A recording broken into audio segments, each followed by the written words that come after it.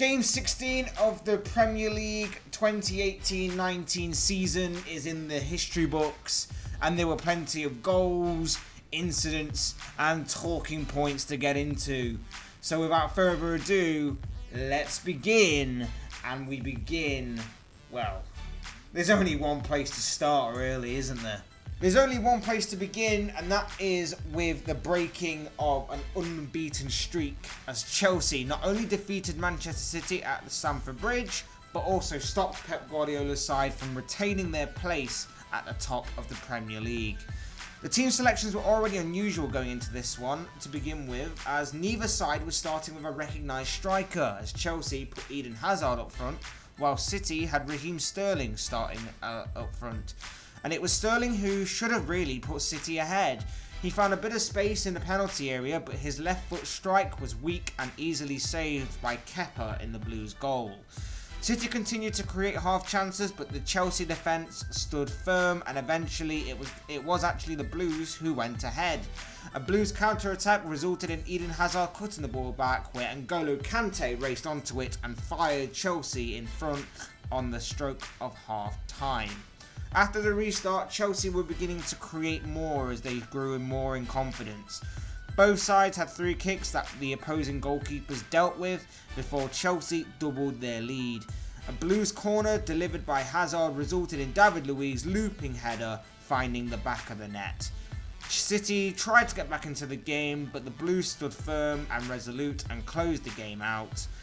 The Blues redeemed themselves for their loss midweek to Wolves and end City's unbeaten streak in the process.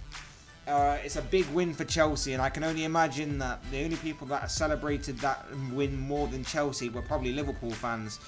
They definitely redeemed themselves for their midweek defeat to Wolves, and defensively they were really strong, and they've proven that this league isn't completely predictable this year, and that Manchester City can be beat. As for Pep Guardiola's side, they were clearly missing the likes of Kevin De Bruyne and Sergio Aguero today. Chelsea did great in neutralising the threats of Leroy Sané, David Silva and Raheem Sterling, and deserved the victory in all honesty. To make City's day even worse, they appeared to lose David Silva to injury. Hopefully it's nothing too serious, but it didn't aid City's evening at all. They'll be looking to bounce back next week in the Premier League against Everton, but first have a Champions League game against Hoffenheim, in which a point will secure them top spot in their group. As for Chelsea, a Europa League game against Vidi, in which it's a nothing game really, as they've stormed through that group and already qualified and topped it, so it's a nothing game.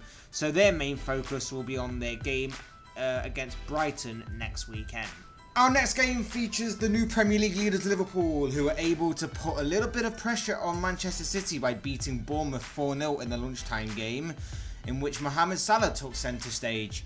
The Egyptian opened the scoring for Liverpool in the first half when Asmir Begovic spilled Roberto Firmino's effort from distance, and the winger followed up to find the back of the net. However, Bournemouth will feel annoyed that the linesman's flag wasn't raised for offside against him.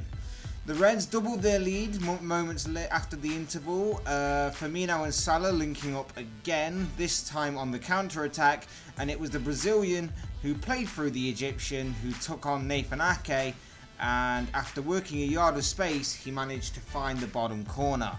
Bournemouth then found themselves 3-0 down when Andy Robertson's cross from the left was put into his own net inadvertently by Steve Cook. And Salah then completed his hat-trick later on when he was played through on goal by Adam Lallana, who he shrugged off the challenge of Cook and rounded Begovic not once but twice before coolly poking the ball home into the back of the net to round off a brilliant performance by the Reds.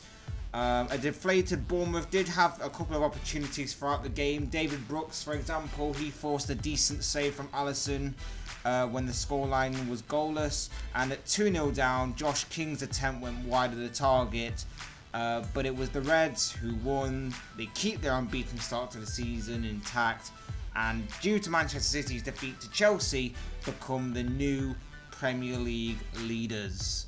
It's a huge day and a big week for Liverpool and their supporters, and what a week it's been. A Merseyside derby victory followed up by a win against Burnley and now a win against Bournemouth. Two places that are very tough places to visit, and then the cherry on top of that particular cake is Chelsea beating City. That takes the Reds top of the table. But there's not much time for celebration. The games get tougher and more riskier with each passing week. They have a must-win Champions League encounter with Napoli on Tuesday, and then they face Manchester United on Sunday. As for Bournemouth, they may feel aggravated by the linesman's decision not to have given offside for the first goal against Salah, but the Reds were fairly comfortable for the majority of the game regardless. They missed Callum Wilson, I felt, today, but take nothing away from Liverpool and Mohamed Salah in particular with a great hat-trick, especially that third goal which possessed everything: strength, speed, balance and composure. Also, what a way for James Milner to mark his 500th Premier League appearance. The next game saw a late Lucas Torreira goal help Arsenal to victory at the Emirates Stadium and stretch their unbeaten streak to 21 games. The Gunners had two glorious chances to take the lead early on. First, Pierre-Emerick Aubameyang could only divert Granit Xhaka's cross wide, and then Matteo Guendouzi found Alexander Lacazette in the penalty area, but as the Frenchman set up to shoot, he slipped at the vital moment, ballooning the ball over the crossbar. There was then a moment of controversy as Arsenal thought they had taken the lead. From a goal kick, Aubameyang with a header flicked the ball forward towards Lacazette. At the time of Aubameyang's flick on, Lacazette was offside. However, he did not touch the ball as the ball was collected by Matthias Jorgensen, but from there he hit an under-hit back pass to the goalkeeper which Lacazette latched onto, rounded the goalkeeper and scored. But the linesman ruled it out for offside, a decision that the home side and their supporters weren't happy with. Lucas Torreira then tried his luck from distance, but Jonas Lossell in the Huddersfield goal performed a great save as Arsenal continued to knock on the Huddersfield door. But eventually, later on in the second half, Arsenal found the breakthrough. From a tight space inside the penalty area, Aubameyang battled for the ball and stood up an inviting cross for the little Uruguayan Torreira, who acrobatically fired home into the back of the net to give Arsenal the victory. This game may have not been a game full of goals, but there were plenty of bookings. The referee had his work cut out for him as he dished out a total of 9 yellow cards, 5 going to Arsenal and 4 going to Huddersfield.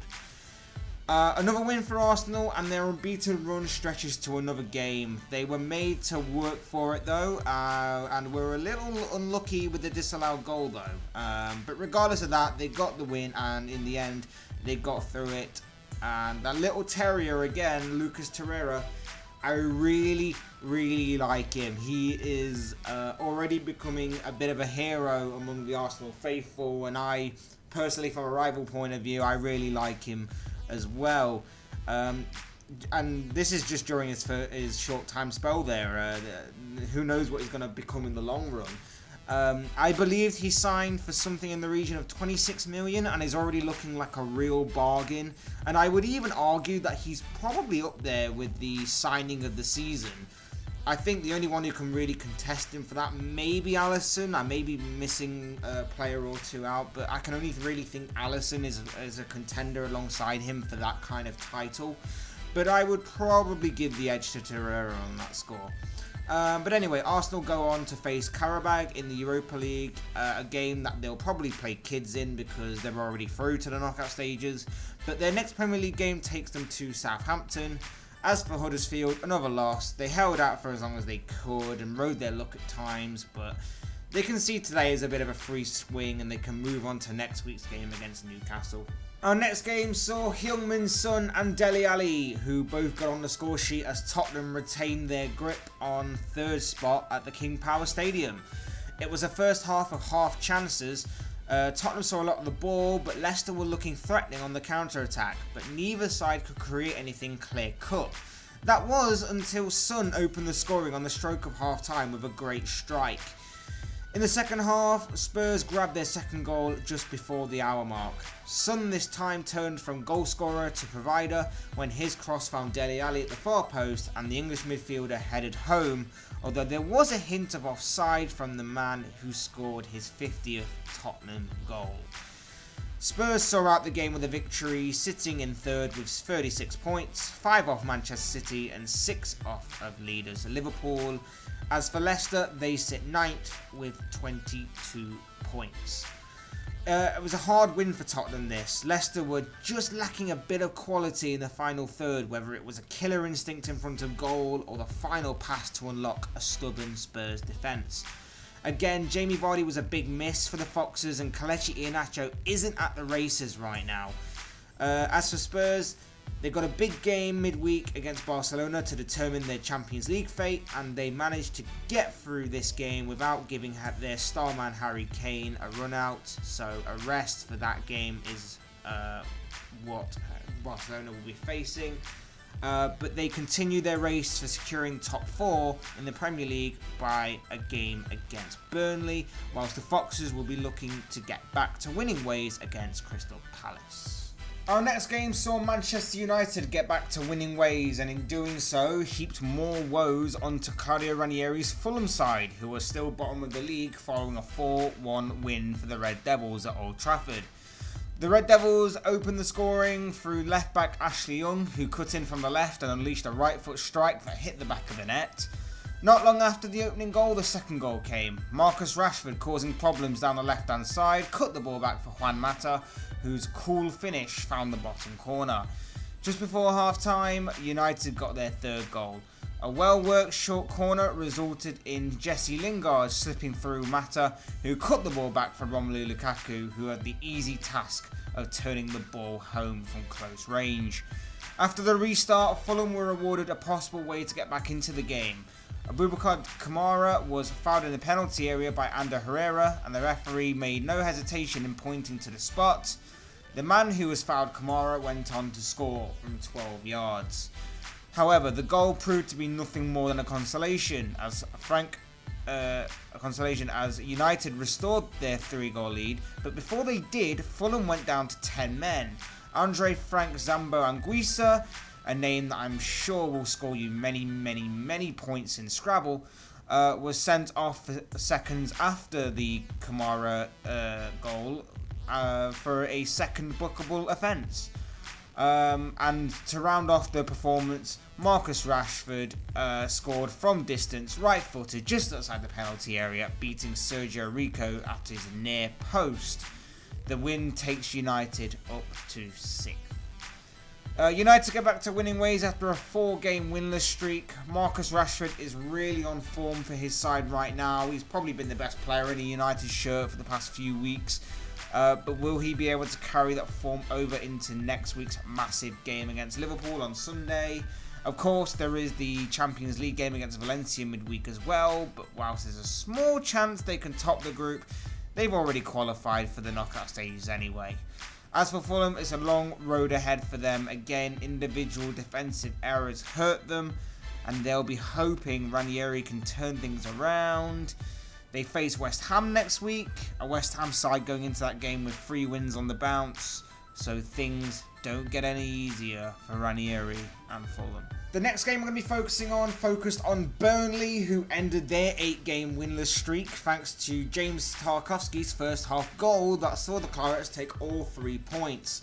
Burnley had the earliest of chances in the game, twice actually, through Robbie Brady.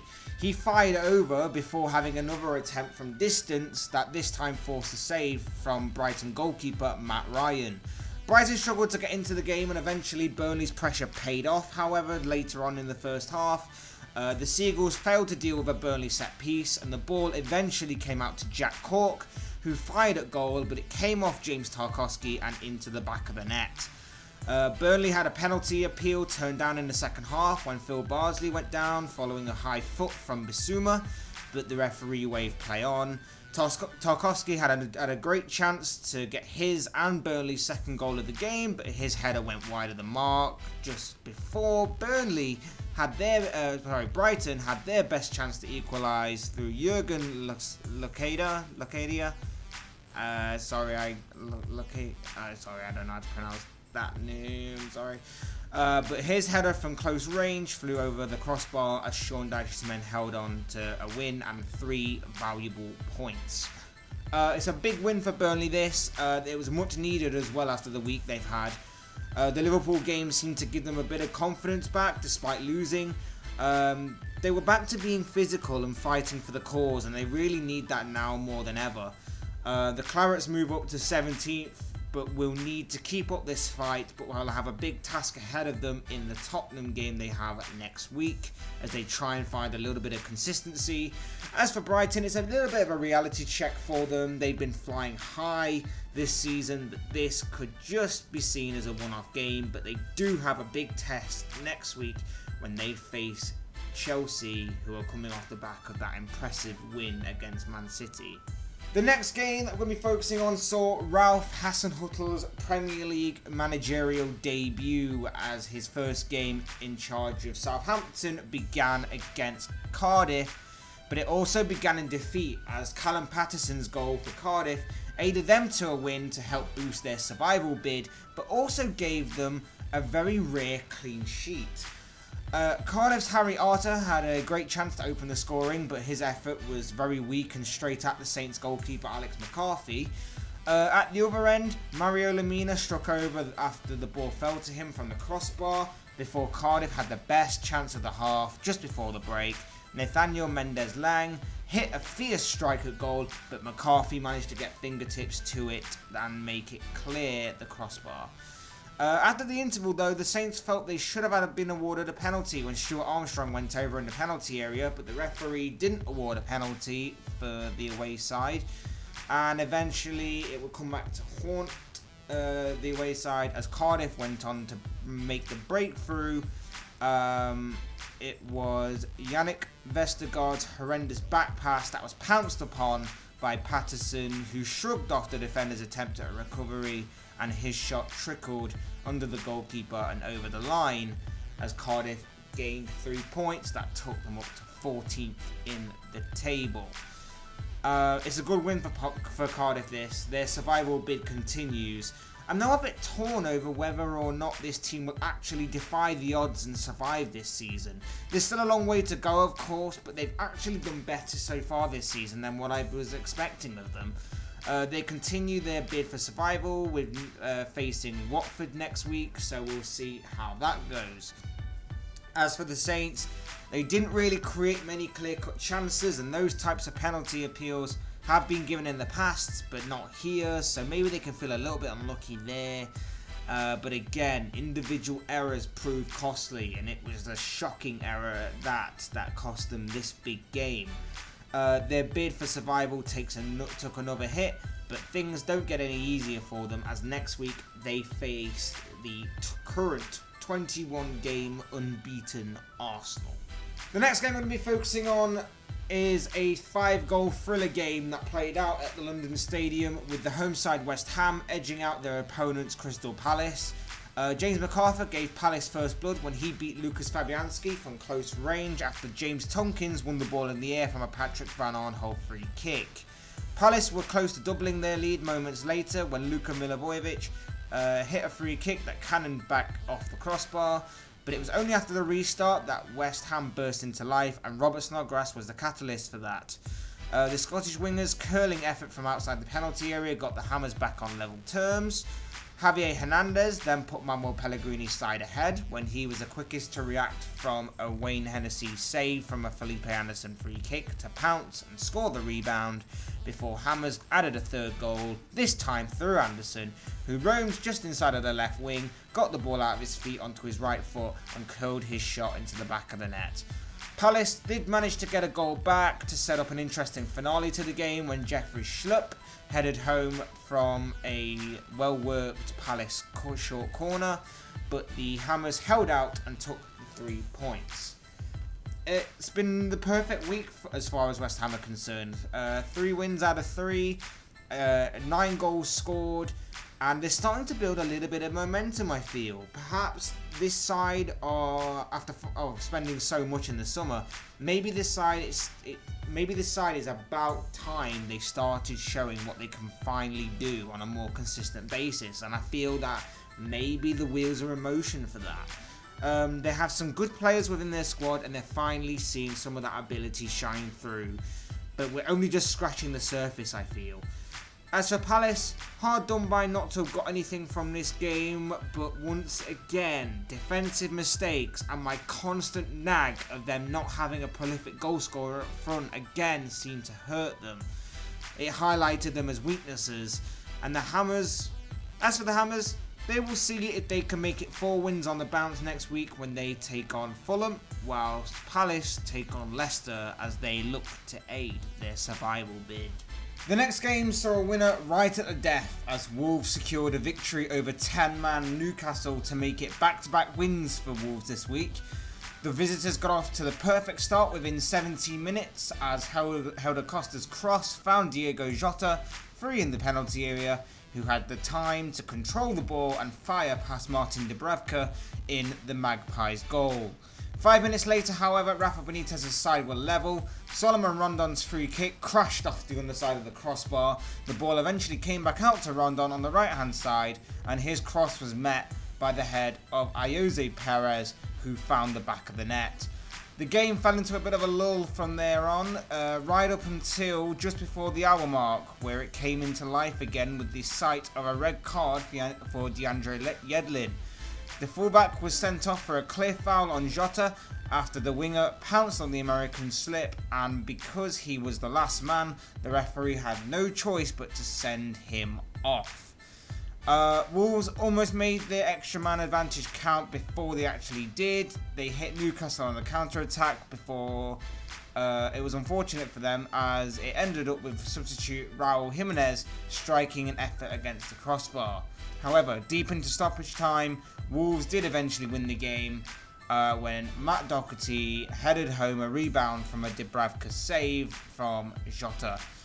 Harsh on Newcastle, but they couldn't at least hold on for the point. I thought Rondon looked pretty good in that game. Was unlucky not to go get a goal himself. But it's another case of individual errors cost you games. And you could perhaps look at Yedlin's sending off as a possible reason as to why the Magpies lost.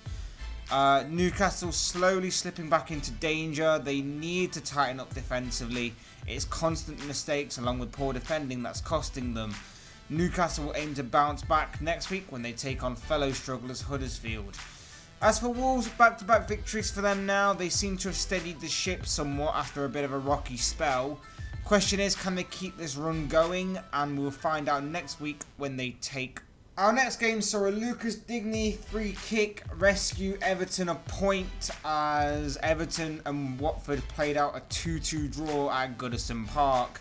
With a quarter of an hour gone, Everton found themselves in front when Richarlison fired home from Andre Gomez's low cross. However, replays did show that during the build-up to the goal, Theo Walcott was in an offside position and did interfere with play by helping the ball onto Gomez, but the goal still stood. The game then fell into a bit of a lull from there on out, with only Roberto Pereira's header going wide of the target, with that being the only talking point, that is. And that was until the game burst into life just after the hour mark. On the 63rd minute, Watford equalised. Pereira's effort hit the post, and then the rebound came back off Seamus Coleman and into the back of the net for a massive slice of luck to fall Watford's way. But a couple of minutes later, there was no luck involved in this one. Watford managed to turn the game completely on its head by going in front. Pereira involved again as his deflected cross found Abdoulaye Doucouré, who powered his header home into the back of the net to put Watford in front. Everton straight after had a golden opportunity to get back onto level terms. The referee pointed to the spot after Christian Kasablé was judged to have fouled Yerry Mina in the penalty area, and Gylfi Sigurdsson stepped up to take it, but it was the feet of Ben Foster that managed to deny him from 12 yards. Just as Watford looked to have saw the game out and take all 3 points, it was Lucas Digne right at the death with a free kick from just outside the penalty area that rescued a point for Marco Silva's side. Everton in 7th and missed a chance to move up to 6th in what was a very strange game. Watford will feel annoyed that they couldn't quite hold on for the win. Everton will feel quite relieved, I feel, to have rescued a point, but it could have been much more for Everton. The game felt stop-start. You had the goal, followed by a dead period, then suddenly everything hits at once. The Watford equaliser, then them going in front, and then the penalty miss, and another dead period soon followed, but then you have the equaliser right in the dying embers of the game. It was really stop-start. Watford will feel like it's 2 points dropped after the way the game played out, especially with them being the away side as well. And I guess the one minor consolation for them will be that they stopped the mini rot they had been on for these past few weeks. As for Everton, this will seem as a bit of a relief to them to have got the point. But like I said, really this could have been a lot more. And to be fair, it just caps off what has been a really frustrating week or so for them. And that rounds up game 16 of the Premier League season 18-19. Guys, if you have any thoughts or opinions on any of the games that I talked about, any of the incidents or anything else that happened during this weekend, maybe it was a team you were supporting, team you were following, maybe it's the change at the top of the table, I don't know. I'd love to read your thoughts and opinions in the comments section below. Otherwise, guys, if you like the video, hit that like button on the way out, subscribe if you're new, subscribe if you want to see more content like this, that'd be very much appreciated. Thank you guys for watching and listening. I've been Fletch. This has been another Fletch Reviews, the Premier League round of insert number here. And I will see and speak with you again soon in another video.